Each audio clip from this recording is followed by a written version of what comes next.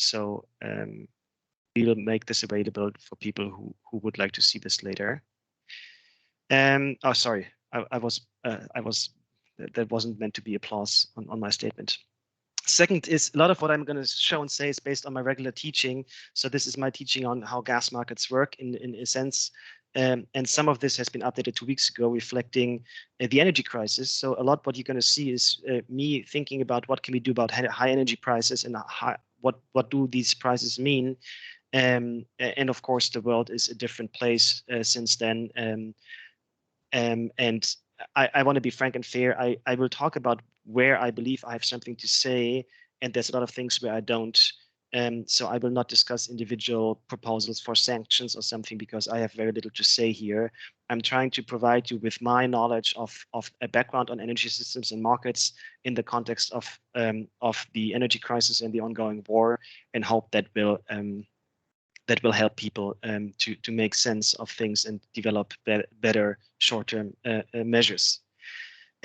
In order to make this all feasible and facilitate a discussion and questions, I've set up a Slido. So if you go to slido.com and enter the hashtag energy crisis, feel free to enter your questions and comments there. I will not look at the chat. It's just too many people to make sense using the chat. So please use slido.com hashtag energy crisis. So let me briefly talk you through what I believe to be important knowing about natural gas in the global energy system. When we talk about natural gas, globally speaking, there's two countries that are the main producers of such gas. It's the US and Russia in that order, and everyone else is a small player. However, the US also consumes a lot of natural gas. So if you look at world markets, who does supply natural gas to other countries, who's a big exporter, here it's Russia and Qatar who are the big players. Natural gas can be essentially transported in two means on large scale, pipelines and in form of liquefied natural gas. Pipelines are the most economic solution for distances up to a few thousand kilometers. And many of us stem from the electricity sector. So to give you an idea about how big such a pipeline is, the notorious Nord Stream 2 pipeline can transmit energy worth about 540 terawatt hours per year. So this is orders of magnitude bigger than a big HVDC overhead line. So pipelines are big and can carry a lot of energy. With LNG, the problem is that you need a lot of specific infrastructure. You need to have gasification and regasification terminals, and they cost money and energy. So you lose about 10% of the energy, and this is why LNG is mostly used on very long distance shipments and in places where you can't build pipelines, for example, if you have an island in very deep sea like Japan. The global LNG trade is really a trade between the Middle East and East Asia, and more precisely, a trade predominantly from Qatar to China, South Korea, and Japan. That's the big LNG routes. The second really important LNG provider is Australia for the same destination. As you can see on this map here that stems from the Financial Times, Russia is also an LNG exporter, but does this at a pretty insignificant scale compared to its pipeline exports. Also, the European LNG imports are dwarfed by the East Asian imports. So globally speaking, Europe is a small LNG player, and so is the United States, where it's the biggest producer, the biggest consumer. It plays a very marginal role in that trade because it's happening domestically. How is natural gas priced? Historically, natural gas was often priced in long-term contracts that had so-called take or pay clauses. Those were often indexed to oil prices. So for the good part of the 20th century, gas was really seen as a byproduct of oil and was in the shadow of oil, including in contractual context. There's essentially three different gas prices globally on liquid markets. There's the American price at Henry Hub. There's the European price. There's essentially two markets, NBP and TTF, but they are very much aligned. And there's the Asian market. And historically, for most of the history, it was simple. Natural gas was cheap in the US, expensive in East Asia, and Europe was somewhere in the middle. So you see a little bit of data here on the right-hand side covering the past 15 years. So very obviously, unlike in the markets for crude oil or coal or other commodities, the transport cost and the constraints on LNG are so high that global markets are not converging and haven't converged except for very short moments during the pandemic. In the Northern Hemisphere, natural gas demand is highly seasonal because a lot of this is used for space heating.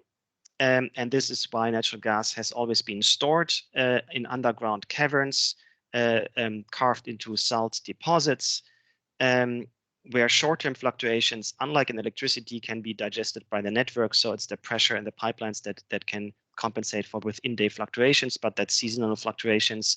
And strategic reserves, of course, are in underground caverns like the one depicted here to the right.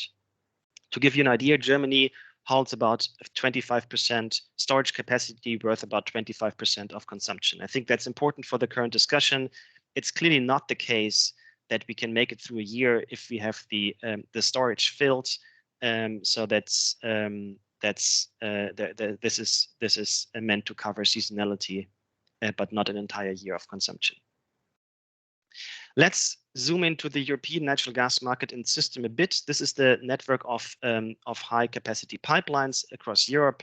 And what's immediately visible, and again, this is important for the discussion, is that these gas pipelines very much go from sourcing areas to consumption centers. And unlike in electricity, don't provide a dense meshed network. Importantly, Spain is very weakly connected to the rest of Europe through pipelines, which will turn out to be important. Within the European Union, Germany is the biggest natural gas consuming country because it's the largest country. Italy comes second place because its electricity system rests very much on natural gas. And then it's essentially the big countries and industrial strongholds. The Netherlands stick out as a consumer a bit because the Netherlands are also a big producer. So a lot of the industrial sector and even the agriculture sector in the Netherlands is built around natural gas. On the production side, it's important to see that the European Union produces only 12% of its domestic consumption at home. So it imports 90% roughly. And the production really is concentrated in one country, it's Netherlands, and everyone else really produces no significant gas volumes. Where do Europeans get their gas from when it's imported? If you look to Eurostat, Russia is only third place in importance, but that's kind of confusing because Eurostat doesn't account for transit flows. And of course, the gas stemming from the Ukraine and Belarus is produced in Russia. So the below picture is certainly more relevant. And that indicates that the fraction of natural gas imports that stem from Russia have increased from about a third 10 years ago to nearly half last year. So bottom line, and these are numbers that you certainly know from the press, but I think it's important to remember those. Russia provides nearly half of EU gas imports, or put differently, Russia provides nearly 40% of EU gas consumption.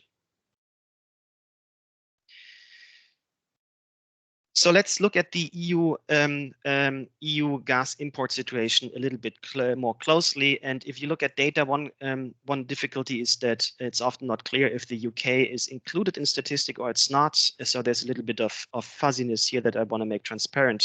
If you look to the left-hand side, here's supply sources represented in terawatt hours per year. So the EU as a whole consumes about 4,000 terawatt hours of natural gas a year. Germany consumes about 1,000, just below 1,000. So for us who come from the electricity network, these are really big numbers. Regasification capacity is theoretically nearly half of the consumption, and pipelines alone could easily provide enough gas for EU, where Russia is the biggest source with a big gap to Norway. And then there's some smaller suppliers from North Africa and elsewhere. This concerns only the regasification and pipeline capacity, but of course, the pipelines can only transmit gas if there's gas on the other end, and regasification terminals can only provide natural gas if there's LNG supplied. And we need to ask ourselves, where do these sources stand, and how flexible can they provide European consumers through internal transport.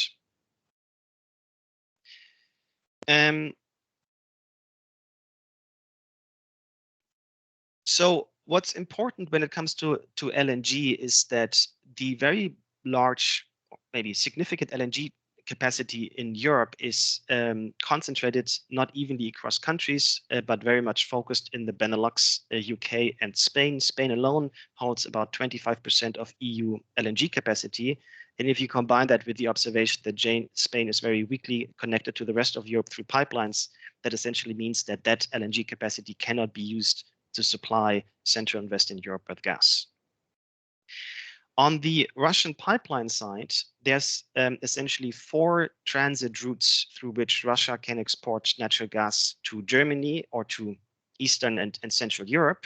And that will be important in my analysis of what happened since last summer. From north to south, there's a pipeline crossing the Baltic Sea, one in operation and one ready to be put in operation.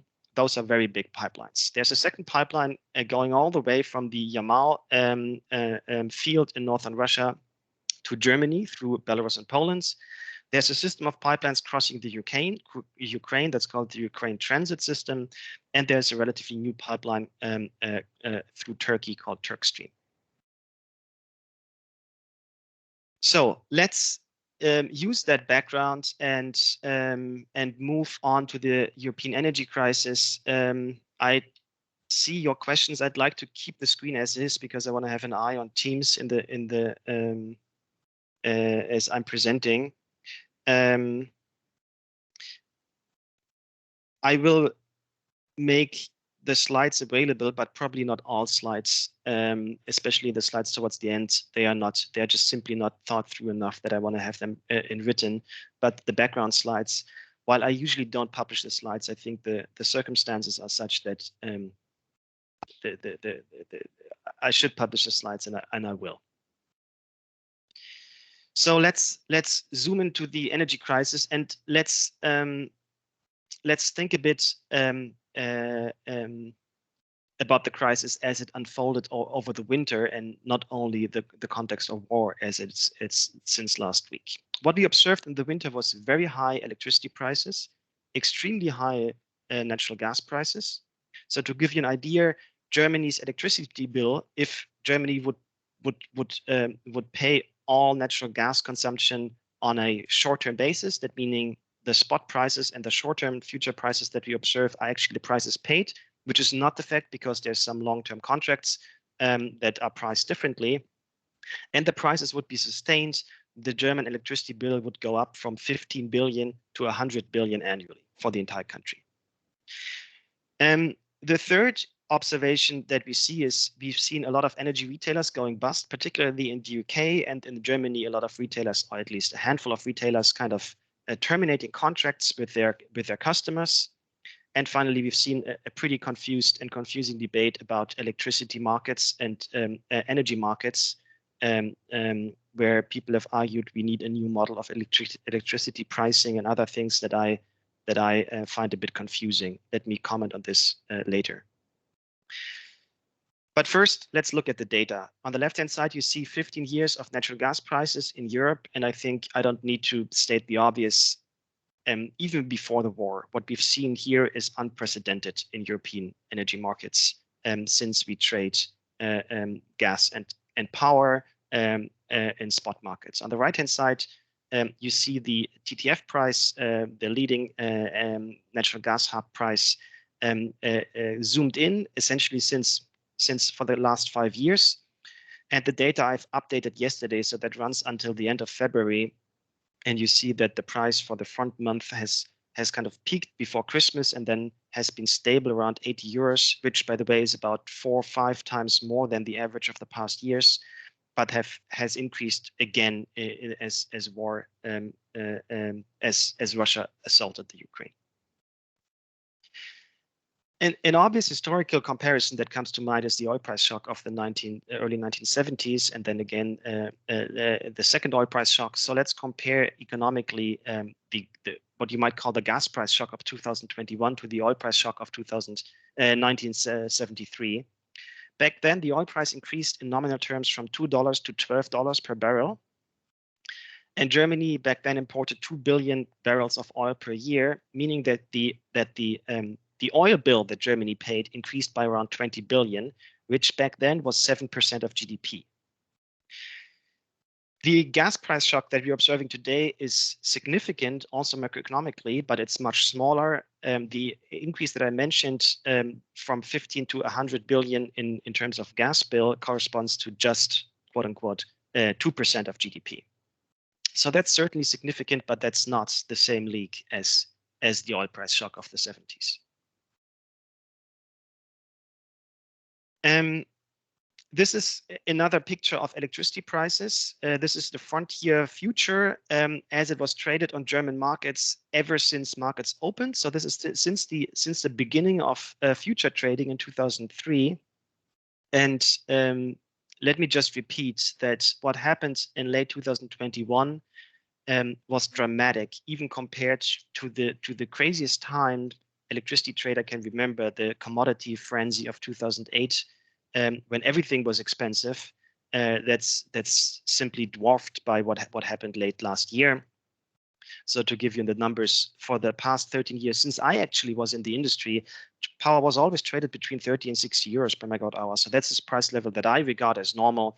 And then we've reached base price levels for the entire year of 150 euros and briefly peaking even beyond 300 euros and being traded at levels north of 100 since then. So why are prices high? Power prices are high because carbon emissions are expensive, because a few things happened, but most importantly, because natural gas price is expensive. And obviously, natural gas-fired power plants set the price in many hours, maybe half of the hours of the year or so. So while there was a bit of a confusing debate last year about the reasons of high power prices, I think most people have realized since then it's the natural gas price that's the main price drivers here. But I do want to mention that there's some additional factors. There has been a very dry year in the Nordic region with a lot of little precipitation and hence little electricity generation, in particular in southern Norway. There has been a significant number of outages of French nuclear plants of all generations that couldn't produce during the winter. And there has been the coal and nuclear exit in Germany, where a few plants went offline at New Year's. But essentially, this is about expensive natural gas. So let's look at the gas market and gas drivers over the past year. What happened early last year was that the LNG demand in East Asia took up more heavily and quicker than expected, essentially because the post-COVID recovery in East Asia was quicker than many analysts and investors had expected. In addition, we had a decline in domestic EU production, in particular the closure of Europe's largest gas field in Groningen in the Netherlands, because that caused earthquakes. Also, Algeria closed a pipeline after tensions with Morocco in early winter. And because of the high carbon price during the past 2 years, gas was used more for electricity generation in order to avoid dirty coal. So there's a coupling between coal, gas, power, and carbon markets that played out to drive up the gas price here. Also, we had a pretty cold April of last year. But all this together maybe would explain a price increase, a significant price increase even, but not the drama that we are seeing unfolding since November or since September rather. The biggest single factor here certainly is and has been Russia. Before I get there, let me give you some back of the envelope calculations about the role of Germany's nuclear phase-out, because that made such a big discussion on Twitter, and many people on Twitter kind of seem to argue that it's Germany driving up the electricity price and causing the crisis because it's turning off nuclear power plants. Indeed, by 1st of Jan, Germany turned off 4.1 gigawatt of nuclear capacity, which is significant. However, if we do the math and if we assume that natural gas is the marginal producer of electricity in about half the year, which I think is realistic, this would drive up the natural gas demand, replacing the nuclear plants by about 30 terawatt hours per year for an entire year. And of course, only 2 months of that year have passed since then. To compare that 30 terawatt hours is about 3% of Germany's natural gas demand. In addition, that phase out has been known for many years, and it of course was priced in future prices. So that decision, very logically, if you have any understanding of financial markets, cannot have caused any increase in future prices over time, as we saw towards the fourth quarter of last year. So taking things together and looking back, was this the worst time in history to take off a nuclear power plant? My personal opinion is yes, that was very unfortunate, and I wish we hadn't done this. But did this play a significant role driving up prices in quantity in power and gas? And the answer is clearly no, because it's just too little what's going on there. So let's turn to Russia. With the context of EU production declining and LNG prices going up, interruptions from Algeria and post-COVID recovery in East Asia, as well as the cold April 2021, sort of the circumstances aligned and gave Russia much more leverage than it had in many years. And I think even before the invasion, I think there's 3 things what Gazprom / Russia did and what it didn't that is very much noteworthy. First, as many of you know, Gazprom did not fill up its gas storage capacity in Europe, very much unlike all other players. Second, Gazprom reduced its delivery in the last quarter, year-on-year comparison, despite record high electricity prices and despite the fact that other suppliers increased their output. And Gazprom was very selective on how it's used its pipelines. It's used the Turk Stream and Nord Stream pipeline pretty much at full capacity, while reducing delivery through Yamal and the Ukraine transit to almost zero. And all that stuff that started concerning me quite a bit around Christmas, and looking back, maybe they all make sense in a very sad way. So here's the data. On the left-hand side, you see the seasonal behavior of all European gas storage collectively. On the right-hand side, you see the behavior of Gazprom gas storage. And the pinkish line here is the storage behavior over the year 2021, and it's very obvious to see that unlike in all other years and unlike the others, Gazprom storages were not filled during the year, and that started concerning the markets in the early fall. I saw a hand up quickly. I would like to remind you, please post your questions and comments to Slido at slido.com #energycrisis. I'm seeing your question. The first question is about how much. Let me quickly review the questions as we go here. The first question is how much gas is bought in long-term contracts and how much on the spot market. I actually don't know. That's something I was asking myself. In addition, what I think is important to know is what kind of long-term contracts. Are they based on spot prices or are they based on an agreed long-term stable price? That's highly important for all kind of questions. And the answer is, I have no clue. What are the possibilities and options for Russia to export gas to China? Let me talk about this in a bit.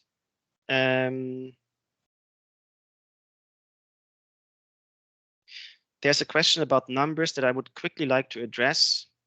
So about these numbers here, the 8,400 is the overall import capacity. So if all LNG terminals and all pipelines would run 24/7 at full capacity, we will get 8,400 terawatt hours of gas to the EU, but we don't need this because we only consume about half of this. So in other words, if all import sources deliver electricity of half capacity, deliver gas, that would be sufficient to serve Europe with gas. What costs Spain to have such weak line pipeline connection to the rest of Europe? I guess Spain, I'm guessing here a bit, but I guess it just made more sense to import LNG than build that gas infrastructure across the continent. Where are current oil prices heading? Are there similar trends towards another oil price shock? I mean, I can just refer you to Google and look up the oil price, and I certainly I'm not in the position to forecast any oil prices. So oil prices trade around $100 per barrel, I believe, and that's a price that is higher than during the pandemic, but nowhere near the drama of the 1970s. And also, it's not trading on record level. We have seen higher prices in history. Yeah, so someone posted a chat on oil price sources. Thank you so much. On the virtual zero flows on the Ukraine transit, let me talk about this in a second. I'm coming back to that in a sec. Is there another option regarding LNG? Let me talk about this later today. How far would we get? That's, of course, the elephant in the room. I don't have a clear answer, but let me share my knowledge in a bit. Price effects, I will also talk about that in a second. And about the uptake in Ukraine transit flows, I will also. So I will address most of these questions in a bit. We got stuck here when I talked about the flow of gas into Russian Gazprom-owned natural gas storage. So honestly, that must have been a concern to the gas people since mid-year. And when I looked at that chart in December, I got actually pretty scared. The second piece that concerned me a lot was the behavior of Gazprom in the third quarter as delivering natural gas. So what do you do if you produce a product and the price of the product goes up tenfold? You try to sell as much as you can because this is kind of shipping in tons of money, right?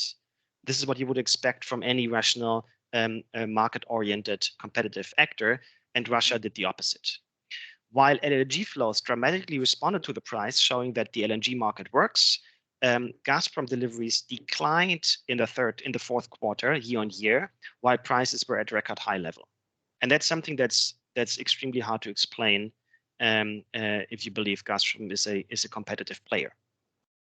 You also see here to the right-hand side that Russian deliveries actually increased and picked up since end of January. And let me talk about this in a moment. So if you do the math and compare the last quarter of last year versus the pre-pandemic quarter 4 of 2019, you see that there's a number of swings, but the largest swing by far is the decline in Russian deliveries. Another important note here is that because of the weak interconnection of European natural gas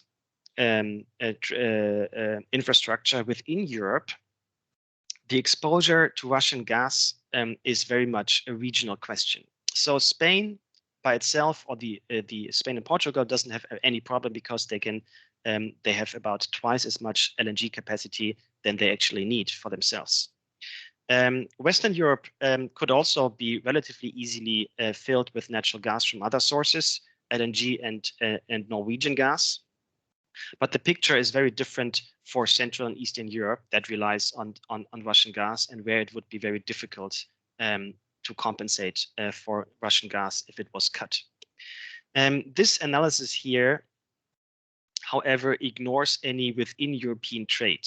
I have a hard time assessing how much is possible here, and I haven't read a good analysis about how much capacity. I keep reading the capacity is limited and it's difficult, but a quantitative assessment how much LNG actually could be shipped from the UK, from France, from Benelux, from Spain, from Italy to Central and Eastern Europe. If anyone is aware of this, I would be very happy to get a hint. The third observation when it comes to Gazprom's behavior last quarter was that the 4 pipeline networks were used very selectively. So in early 2021, just after the turn of the year, Yamal was on average used only 5% of its capacity, and often flows actually went eastbound from Germany to Poland. And Ukraine transit was only used at 10%, where the other two pipelines were used at almost full capacity. So to make it very clear, and this is of course a discussion maybe that's historic, but to make it very clear, there was never a lack of pipeline capacity going from Russia to Europe.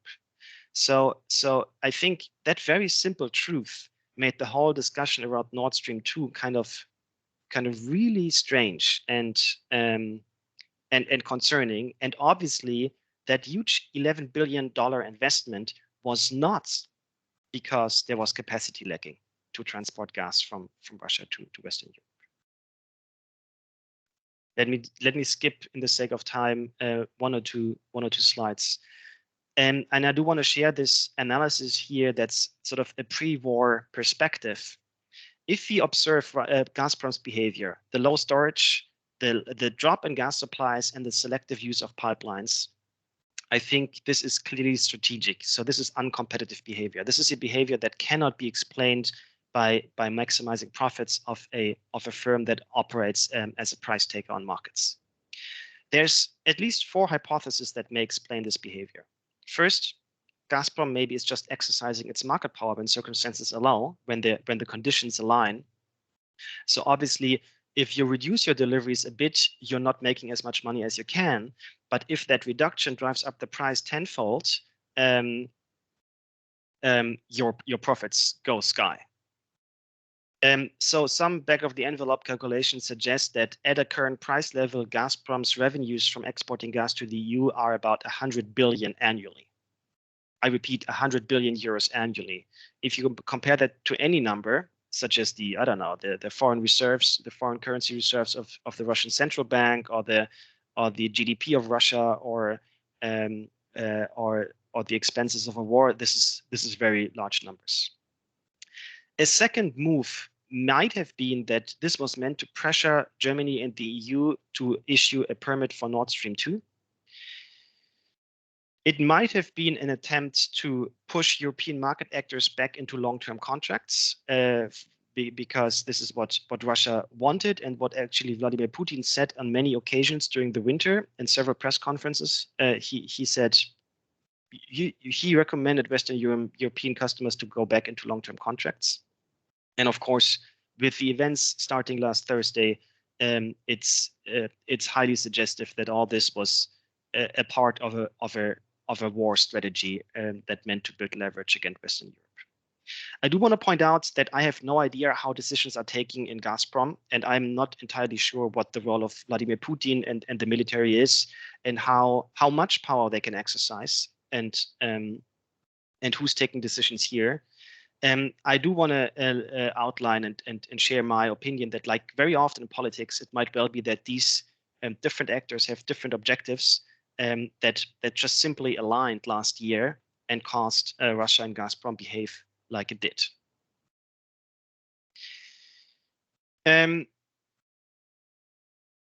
What's interesting to study is gas markets, because gas markets can tell us something about the supply situation. And so what we see here in black is short-term gas prices for delivery next month, and they started rising last summer when analysts started observing Gazprom's behavior, and they peaked on an all-time high just before Christmas, when there was a lot of concern that actually there would be shortages this winter. With Russian deliveries continuing and the spring approaching, that concern has been very much relaxed. And even as Russia invaded the Ukraine, prices never reached pre-Christmas levels for short-term deliveries. But prices for delivery next year, the so-called calendar year 23 contracts, have reached all-time high prices, and actually pretty much significantly higher than last year. So to translate this into English, is what the commodity markets tell us is that there's a significant chance of shortages and maybe an energy war that continues not only through this year, but also well into next year. So how dependent is Europe on Russian energy? Economically speaking, Russia, EU oil exports dwarf gas exports. So someone just told me that oil exports make up 40% of the Russian governmental budget, where gas only 7 or 8%. So oil is 5 times more important than gas as a source of revenue for the Russian government.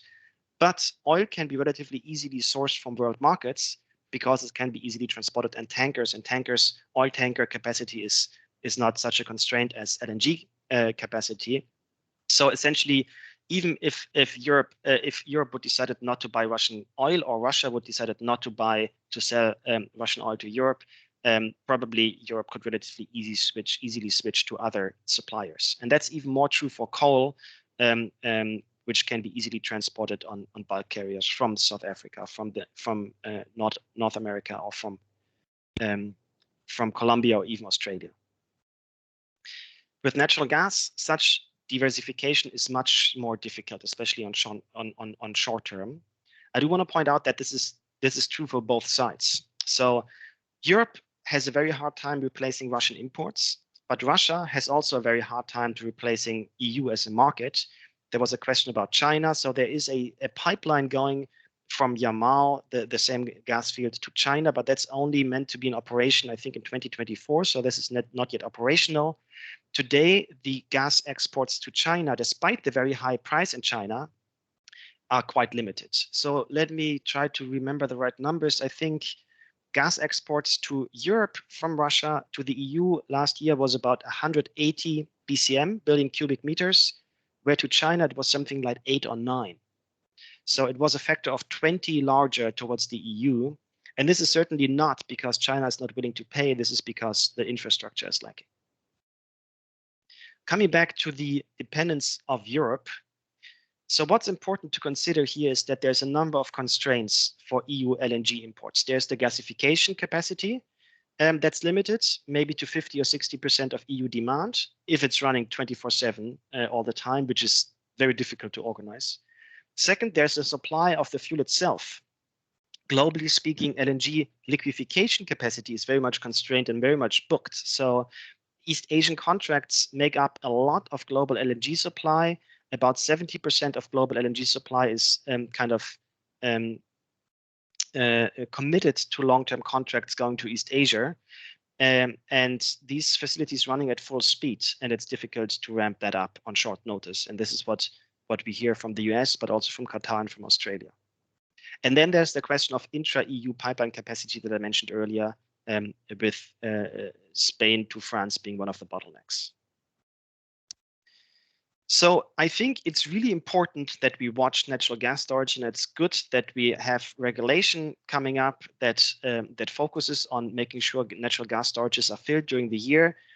But why this is important, the even bigger problem in my view is that we need to somehow make sure that overall, over the course of the year, sufficient gas is available.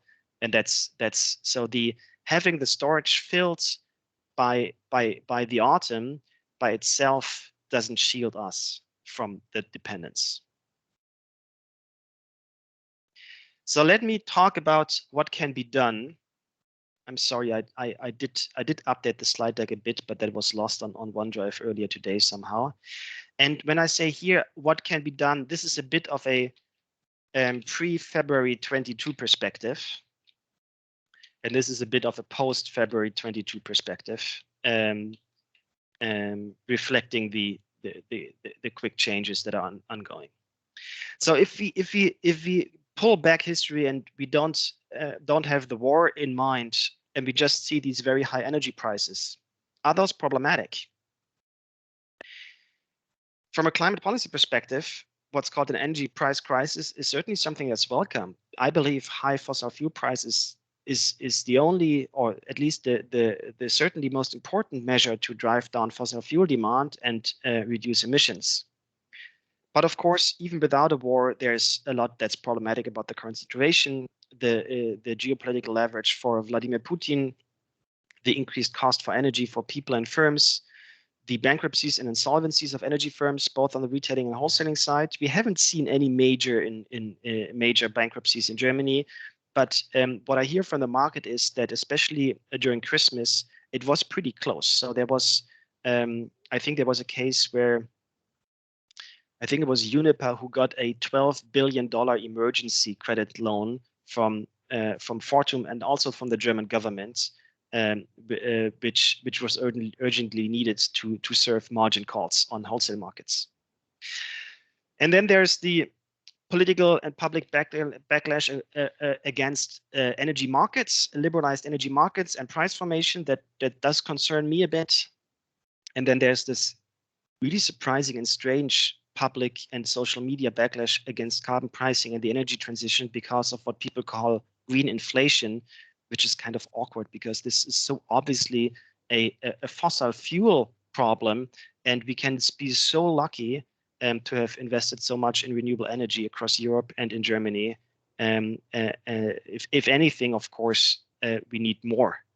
We need more renewables and more energy efficiency and not less. So let me briefly talk you through my opinion on these questions on power markets, on gas markets, and retail markets, and organizing compensation. And let me focus on the first three before moving to the more pressing issues of the prospects of an energy war. So for half a year, we've seen a very visible discussion around electricity wholesale markets with von der Leyen and many prime ministers across Europe making suggestions of changing electricity markets. I want to be very short and brief here. I think electricity wholesale markets are working perfectly fine. If anything, it's remarkable how well they've been working through the crisis. And I think that the talk about switching from a marginal to an average pricing regime is not justified and honestly doesn't make too much sense. What about natural gas market? Even without a war, I think last winter it became obvious that we need to do something about this. And this is not that energy markets don't work in principle. This is that we have an actor that has a 40% market share in gas supply, and that's no good. And that actor is outside European jurisdictions, so a lot of the competition law is difficult to impose, and this is less good. And that actor obviously is subject to political considerations, and that's even less good. So even without a war, I think the market power of Gazprom was a major concern and reason to be addressed. And to be frank, I didn't watch that coming, but it's a bit shocking that as Europe we weren't anticipating this. I mean, you don't need to have a PhD in economics to realize having one single supplier coming from outside serving 40% of the market is a problem. Let me maybe skip that slide because that has been discussed so much in the press.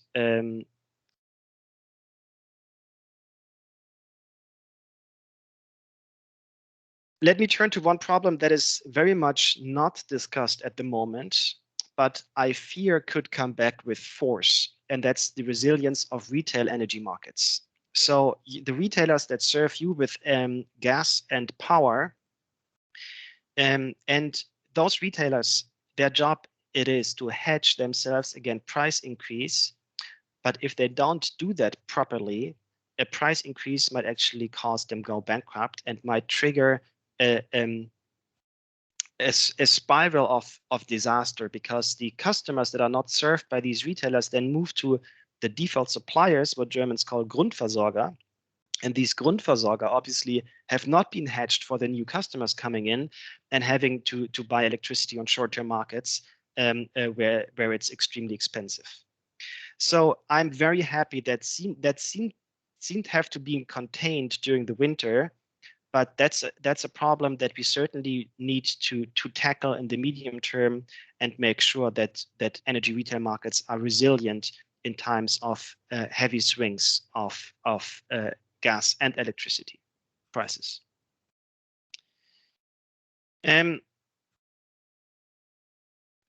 Even before the war, but also since then, there has been a lot of proposals and talk about how to protect customers, how to protect firms, and how to protect households from the impact of high electricity prices. What I do want to point out here is that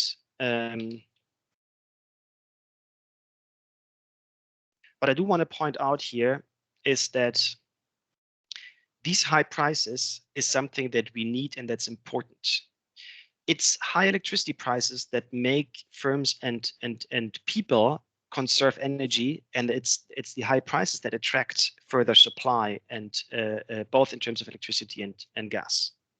So any policy that reduces electricity prices, effective prices for energy, through subsidies, through the introduction of tax cuts such as Germany's Pendlerpauschale, or through a switch to average pricing, replacing marginal pricing, effectively reduces the lever of this very powerful mechanism that we have.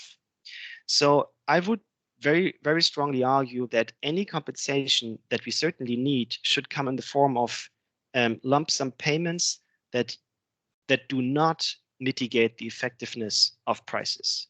So high energy prices hurt, and I do understand that politically that's a problem, but it's also important not only for climate policy, but also on the very short term for security of supply in natural gas and electricity. So let me turn to the last week and the prospects of what the implications of the Russian assault on the Ukraine. I think there's two questions on the table, and funny enough, both are discussed at the same time. The first question is, should we stop buying Russian fuel? So should we stop buying energy as a sanction? And of course, the reverse, can Russia use that as a sanction? So will Russia stop or reduce the supply of fuel to Europe as a response to European economic sanctions, or as a mean to keep Western Europe out of the conflict?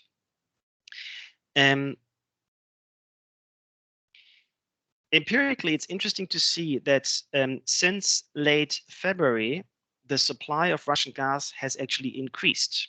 So while Russia, as I said earlier, to my view, very clearly has exercised its strategic market power since the middle of last year, at least, in many ways, since the war was declared, deliveries have actually increased. And maybe what's most surprisingly, it's the deliveries through the Ukraine transit system that increased mostly. So deliveries through Ukraine has pretty much doubled since the war began. But also the flows on the other lines have rather increased than decreased. I don't have a good explanation for this, and maybe I'm naive here, but my hope is that this is a sign of de-escalation, and maybe that's the strongest or the only sign that I can observe that Russia is willing to de-escalate at least a bit, and not, or rather not escalate this into an outright energy war with the West. So what can be done? This is very tricky, and openly, I have many more questions than answers.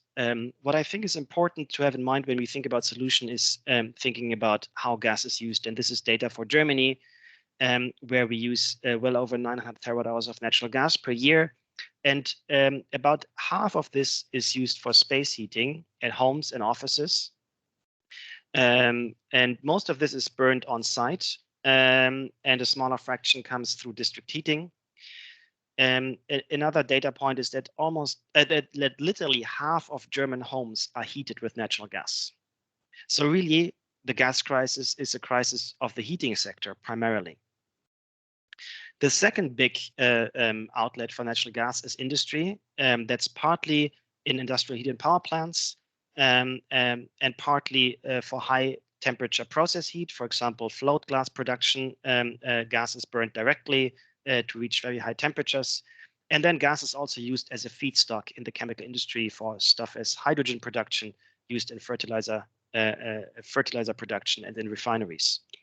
So roughly speaking, of the large amount that natural gas that the chemical industry consumes, about half is an energy source used for its heat and the other half is a feedstock, similar to oil in the production of fertilizer, plastic, and other things. Electricity generation is actually a small part of the picture. It's only 15% of natural gas that's burned in power stations. For those of you familiar with the data, however, the industrial heat and power plants are lumped in the second group here. So that's a bit of electricity generation as well. So one of the important questions is, of course, can Europe do without Russian gas? So what happens if Russia cuts supplies? Or put differently, can we credibly use our gas consumption as a sanction against Russia? And the short answer is, I don't know. And my impression is no one does for sure. So the questions that at least I have is, how much headroom do Norway and other pipeline suppliers have to increase deliveries? They certainly have no headroom short term, otherwise they would respond to these high prices. But what can they do on a timescale of 1 or 2 years? There are some people who say there is some headroom. How can we use the existing LNG capacity at full or nearly full capacity? And that involves two questions. Can we source enough LNG, and can we use the capacities and the internal pipeline network to get it to the storage sites and customers? On the demand side for natural gas, there's this big fraction of gas used in industry. And I think that's good and bad news at the same time, because that production can, of course, be shut down without causing any destruction or social pain. It's a huge economic cost, but essentially it's a decision that as society we will be able to take, or that decision makers in the industry will take, facing the gas prices they face on markets. So I think there's a lot of, the question is really not, can we do without gas? Of course we can do without Russian gas, but the consequence might be that a lot of German industries, a number of industrial sectors would need to shut down for a number of years. And the question is, are we willing to pay that price as a society? When it comes to the biggest gas consumption sector, space heating, I think the picture is much more difficult. Honestly, I think I can't think of many policy levers to prevent people using, or to convince people using less natural gas for space heating. I think there's really just two of them. One is explaining and convincing people in communication. So telling them how important this is, telling them that the big way to save energy is turn down the heat, and that all the other options that people have are small compared to this. And asking them to reduce the temperature in their homes a bit. And the second is to tell them they're going to pay a lot, and to explain them the price is going to be high, and to tell them, even if you don't care for the climate, even if you don't care for geopolitics, you do care for your bank account, and heating will be 2 or 3 times more expensive next winter. So please consider putting on another pair of socks. There's a few options on electricity to substitute away from gas, reopen closed nuclear and coal plants, and gas to oil switch in some gas plants. I think this is all what we should do, but honestly speaking, this is, of course, a small lever compared to industry and heating consumption of gas because of the small role of electrification. However, that doesn't mean we shouldn't do this, right? I mean, we need to put together a big puzzle with many pieces, and even if they're smaller pieces, I guess we all need them. I think it's also important to look at timescales. Short term, this winter, we are out of the woods because of the mild winter and because of the continued flow of Russian gas. Next winter and the winter after, I think, is more difficult. Here, the dependence is large and the options are weak. And then if we look longer term, since starting in the mid-2020s, maybe 2024, we really should build the LNG terminals as now it very much looks like, and make sure they get through the permitting process swiftly, and to reduce natural gas demand as much as we can through scaling up and increasing investments in energy efficiency, heat pumps, and renewable energy. I told you that I think high prices, while they hurt, they are important and they should stay, and policy should not try weaken the price signals. And I realize time is almost running up. Let me turn to the slide or questions again. There's 40 questions. I certainly will not be able to comment all of them. Have a look at the questions, and you can vote questions up and down, or up if you think we should prioritize. Why was Nord Stream 2 built if the capacity was actually not needed? I think that's a good question. I'm not in a position to answer.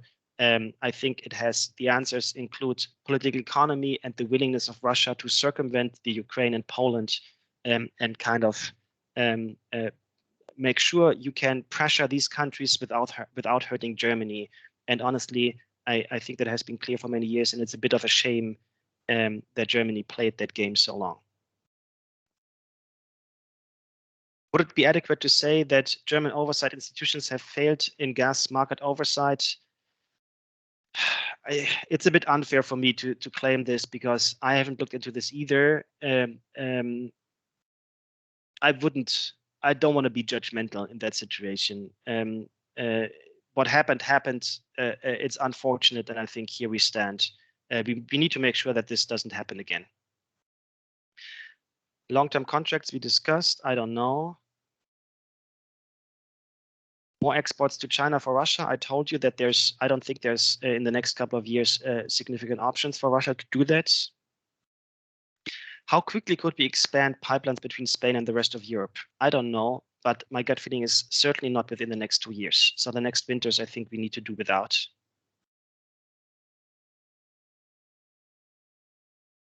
Twitter floats explanations for increased gas flows. Gazprom is forced to sell dollars, so because of the sanctions and the depression of the drop in the ruble. I can only speculate. I don't know. To me, it's a bit of a black box.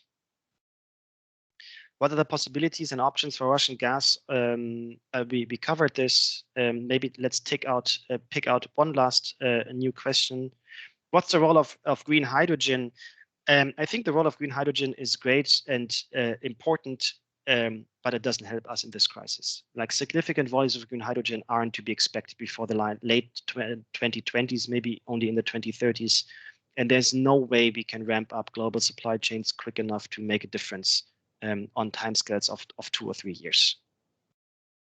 I also don't really understand what it means to have these gasification terminals in Germany hydrogen ready. Maybe someone can explain that later to me bilaterally. In my understanding, hydrogen cannot be sensibly transported in liquefied form. Let's pick one last. Sorry, things are moving here. Does Gazprom operate the gas storages for its own bill, or does it contract it out? That's a good question. And my answer is I'm not entirely sure. My understanding is that they own the assets and that they auction out to market players the right to use these storage assets. And that's what they did. And I think there's European legislation that forces them to do that. But my understanding also is that it's unclear who bought that right, and that I've read analysis that suggests that it's other Gazprom subsidiaries that bought the use rights of Gazprom storage sites from the other Gazprom, the Gazprom subsidiary that owns the site. Whatever the answer to that question is, I think this puzzle here that I shared with you is so stark that I can't think of many other good explanations but strategic action. It's 1 o'clock. We've approached the end of this short event. I thank you so much for listening in. I'm very much aware that a lot of uncertainty and certainly some confusion remains. I hope this helped a bit clarifying a few things for you. We all be in touch, and I hope we together as a community and as a society somehow manage to get out of this, even though I can't at the moment see how, but let's move on and hope to talk to you soon. Bye-bye.